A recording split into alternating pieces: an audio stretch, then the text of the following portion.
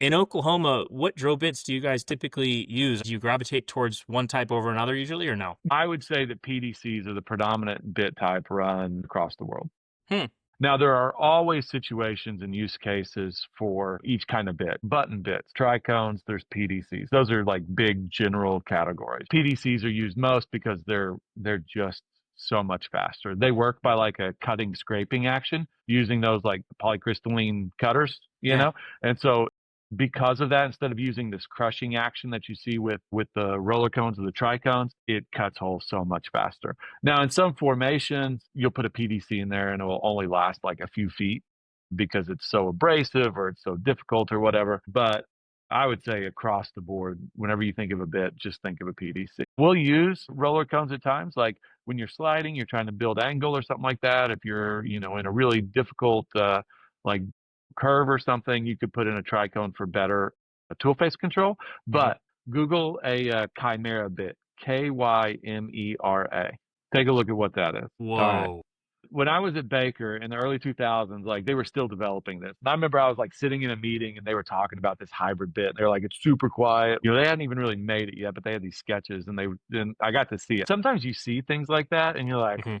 hey, maybe we're stretching it a little too far here, guys. It's over-engineered. Somewhat, what I mean? Or it just seems like a crazy idea because it really changes the status quo. But I'll tell you, like I run almost exclusive chimeras in our curves, and it's because a lot of times we have really difficult time holding a tool face with our PDCs, or we get what I would say unreliable build rates. In some formations, you get really good, really high yields. Some of them are lower yields.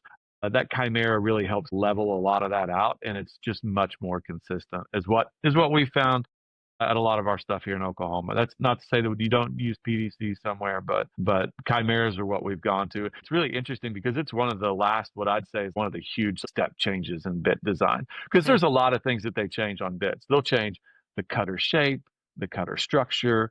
They use this leaching technology that helps get out the imperfections and impurities in the diamond volume. They do these axe blade cutters or concave cutters. There's rake, which is the angle at which the cutter is adjacent to the bit. Like all of these different things, they adjust and they change, which everybody always claims gives you so much better ROP, longevity, all that stuff. Hmm. But the Chimera was really the last bit that I looked at was, really kind of taken aback and said, man, it was just a huge change in technology. And it works too. Yeah. That's the other thing to it. This is weird to say, but it's a very pretty bit, right? Two cones and three, four blades. I mean, Yeah. you're really kind of marrying those PDC blades Hmm. with the roller cone, and it does a pretty solid job as well. Yeah. I wonder, so we were talking about Expand Energy a couple weeks ago. They have the Hmm. longest well at 34,000 feet. I Right. wonder I wonder if they were using a Chimera bit or something else. I'm sure they were probably using PDCs. I Yeah. almost guarantee you. Okay. You're starting to get out there. PDCs are going to give you ROP and all that stuff. But when you're starting to reach out that far, you're really worried about. I think one of your biggest limitations, torque and drag, weight transfer, all those different things really start playing it out there. Hmm. Okay. Because if you need to replace your bit, you still have to trip out entirely to put a Oh new bit yeah. on. What Oh what yeah. It that's takes just a trip that long would no.